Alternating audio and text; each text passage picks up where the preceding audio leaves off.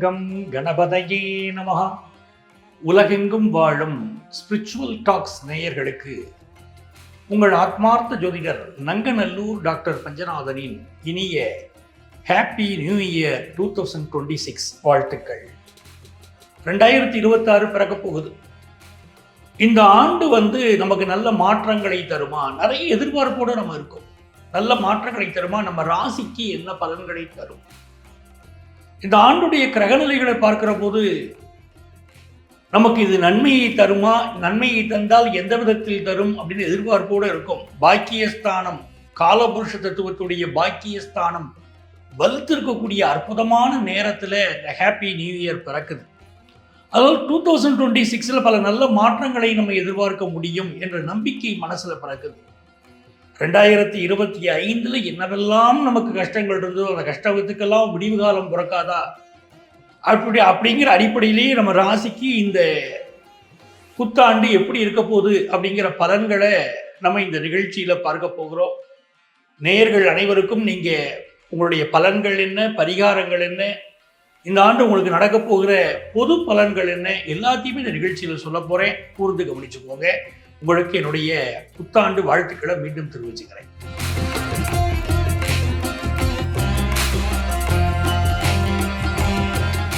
என் இதயத்திலே வீற்றிருக்கக்கூடிய துலாம் ராசி என்பர்களே, துலாம் ராசின்னு சொன்னா சார் எதையுமே பேலன்ஸ்டா பார்க்கக்கூடிய ராசி. நல்ல மனிதர்கள், நல்ல புத்திசாலிகள், நல்ல அறிவாளிகள் எந்த ராசியில பிறக்கிறாங்கன்னா துலா ராசியில பிறக்கிறாங்க. இந்த துலா ராசியுடைய சின்னம் பாருங்க, தராசு. இந்த தராசு சின்னம் சொல்லும் போது நியாய தர்மம் உங்களுக்கு புரிஞ்சிடும். நியாய தர்மத்தின் பக்கத்தில் நிற்கக்கூடியவங்க யாருன்னா துளாராசிக்காரங்க. அவர்களுக்கு 2026 எப்படி இருக்க போகுது? மிகச்சிறந்த ஆண்டாக இருக்க போகுது.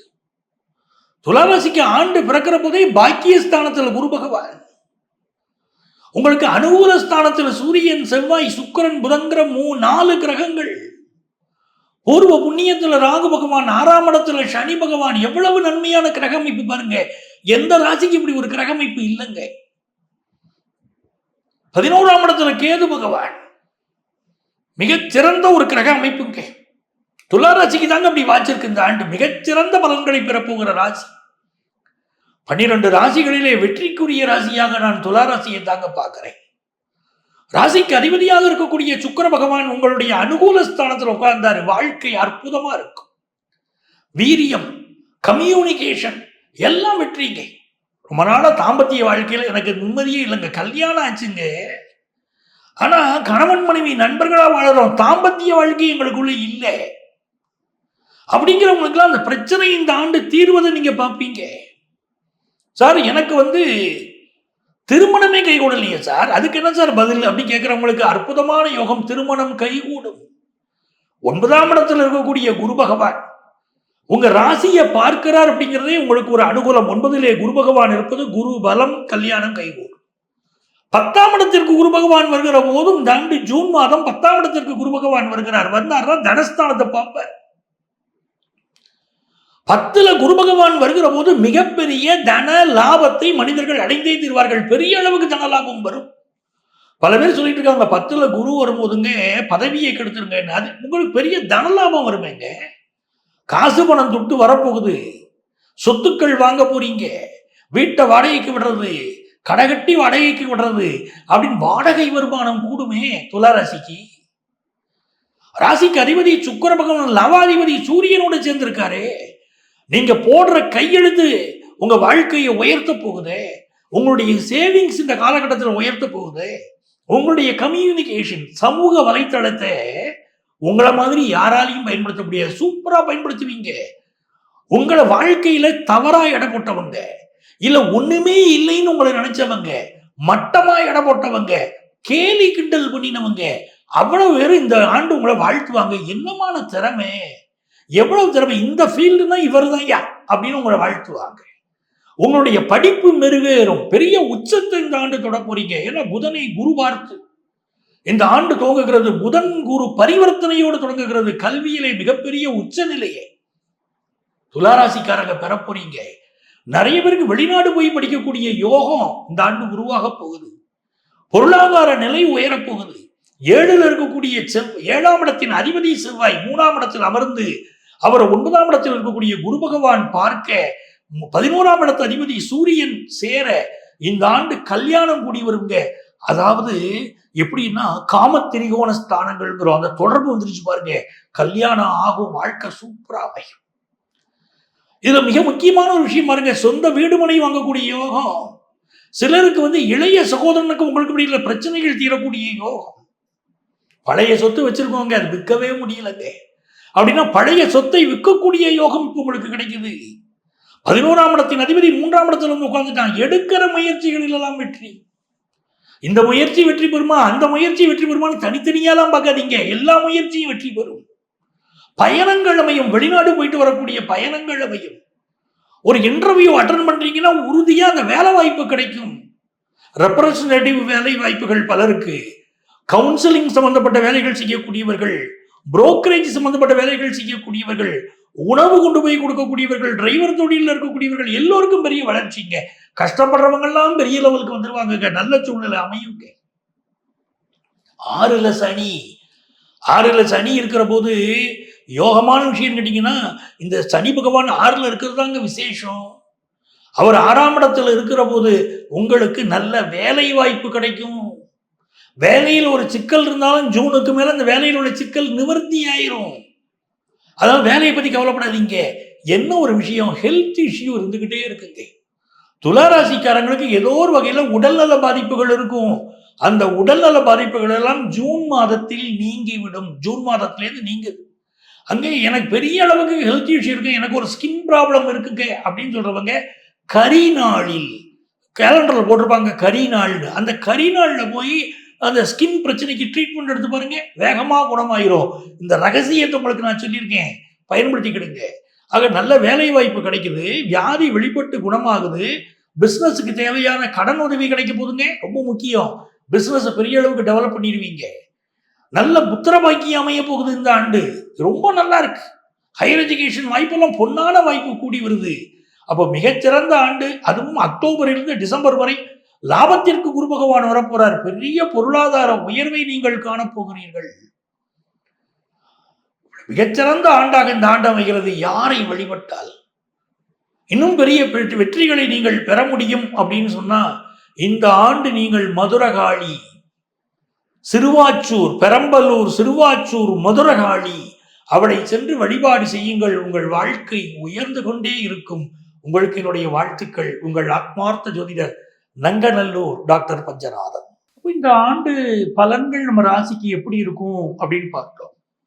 பொதுவான அடிப்படையில் பார்க்கும்போது இந்த ஆண்டுல முக்கியமா நம்ம எடுத்துக்க வேண்டிய கிரகங்களா என்ன இருக்குன்னா, சனி பகவான், ராகு கேது பெயர்ச்சி, குரு பகவான், இந்த விஷயங்களை பார்க்க வேண்டியிருக்கு. சனி பகவானை பார்த்தீங்கன்னா அவர் மீன ராசியில உட்கார்ந்து இருக்கிறார். இது நமக்கு ஒரு உண்மையை சொல்லுது. இந்த ஆண்டு இயற்கை சீற்றங்கள் நிறைய இருக்கக்கூடிய ஒரு ஆண்டு அப்படின்னு தெரியுது. நல்ல மழை இருக்கும். இந்த மழை பெய்து என்னன்னு கேட்டீங்கன்னா, இது நாள் வரை சரியா ஒரு அணை நிரம்பல, தண்ணீர் தட்டுப்பாடு இருந்துச்சு அப்படின்னு சொல்ற இடங்கள்ல கூட அணைகள் நிரம்பும், தண்ணீர் தட்டுப்பாடெல்லாம் விலகும். நல்ல வகையில தண்ணீர் நிரம்பி இருக்கக்கூடிய ஆண்டு தான். விவசாயம் செழிக்கும். உதாரணமா கரும்பு விவசாயம் செழிக்கும். அப்படிப்பட்ட ஒரு ஆண்டாக இருக்கு. மிக முக்கியமா பாருங்களேன், இயற்கை சீற்றங்கள், மலை சரிவுகள், இயற்கை சீற்றங்கள், நெல்லூருக்கு வடக்கே புயல் போன்ற விஷயங்கள் எல்லாம் இந்த ஆண்டு நடக்கும். தமிழகத்துல சூறாவளி, புயல், மழை எல்லாம் இருக்கும். ஒரு வருஷ பலனை சொல்லும் போது பொதுவா நல்லா இருக்கும் அப்படின்னு மட்டும் நம்ம சொல்லிட்டு போயிட முடியாது. அந்த ஆண்டு நடக்கக்கூடிய பல்வேறு விஷயங்களை பார்க்க வேண்டியிருக்கு. உதாரணமா பாருங்களேன், அந்த மீன ராசியில இருக்கக்கூடிய சனி பகவான் நமக்கு ஒரு பயமுறுத்தலை தருகிறார். உடல் நலத்துல நம்ம அக்கறை எடுத்துக்கிடணும்னு காட்டுறார். என்ன விஷயம் அப்படின்னு பாருங்க, கடகம், விருச்சிகம், மீனம் மூணுமே நமக்கு நீர் வீடுகள். கடகத்துல சனி பகவான் போகிற போதுதான் நாட்டுல சுனாமி வந்துச்சு. விருச்சிகத்துல சனி பகவான் போகிற போது பெரிய வெள்ளம் வந்தது. இப்போ மீன ராசியில சனி பகவான் போகிற போது அது மாதிரி எதுவும் நீர் விடுங்கிறதால நீர் சம்பந்தப்பட்ட பெரிய பிரச்சனைகள் இருக்கலாம் அப்படின்னு நான் நினைக்கிறேன். இன்னொரு பக்கம் பாருங்க, இந்த எரிமலைகள் வெடிப்பது, விமான போக்குவரத்து சம்பந்தமா ஏற்கனவே சொல்லிக்கிட்டு இருந்த நிறைய பிரச்சனைகள் வரும். அப்படின்னு தமிழ் புத்தாண்டு பலன்கள் கூட சொல்லிட்டு இருந்தோம். நிறைய விமான விபத்துக்கள் நடக்கிறத நம்ம பார்க்கிறோம். இதெல்லாம் இருக்கக்கூடிய விஷயங்கள். அதே மாதிரி இந்த ஆண்டு வந்து கேன்சருக்கு மருந்து கண்டுபிடிப்பாங்க. உலகளாவிய வகையில் அது பெரிய உதவியா இருக்கும். இன்னொரு புறம் பாருங்க, சுகர் கம்ப்ளைண்ட் மட்டுப்படுத்தக்கூடிய மாத்திரைகள் ரொம்ப அருமையான முறையில் கண்டுபிடிப்பாங்க. அப்ப நிறைய நவீன மருந்துகள் கண்டுபிடிக்கிறது. கம்ப்யூட்டர் துறையில் நல்ல வேலை வாய்ப்பு, குறிப்பா ஆர்டிபிஷியல் இன்டெலிஜென்ஸ் படிச்சவங்களுக்கு ஒரு நல்ல வேலை வாய்ப்பு. தமிழகத்தை பொறுத்த வரைக்கும் மதுரை மாவட்டத்தில் பல போராட்டங்கள், பிரச்சனைகள் இது எல்லாமே வந்து ஆரம்பிச்சிடும். ஏன்னா சனி பகவான் அங்கே உட்கார்ந்த உடனே இப்பவே பார்க்குறோம், திருப்பரங்குன்ற விஷயம் நமக்கு தெரியுது.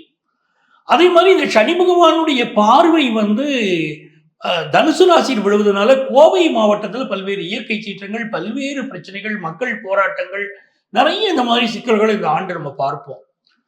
சனி பகவான் கன்னி ராசியை பார்க்கிறார் அப்படிங்கும்போது இந்த ஆண்டு வந்து தெற்கு மாவட்டங்கள், தமிழகத்தின் தென் மாவட்டங்களில் பாதிப்பு இருக்கும் அப்படின்னு நமக்கு தெரிகிறது.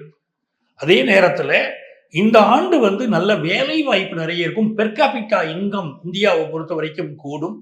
அரசியல் அப்படின்னு எடுத்துக்கிட்டோம்னா கடகத்திலே செவ்வாய் இருக்கக்கூடிய 2 பேருக்கு இடையில பெரிய போட்டி இருக்கும். ஒன்று உதயநிதி ஸ்டாலின் அவர்கள், அவருக்கும் விஜய் அவர்களுக்கும் கடகத்துல செவ்வாய் பகவான் இருக்கிறார்.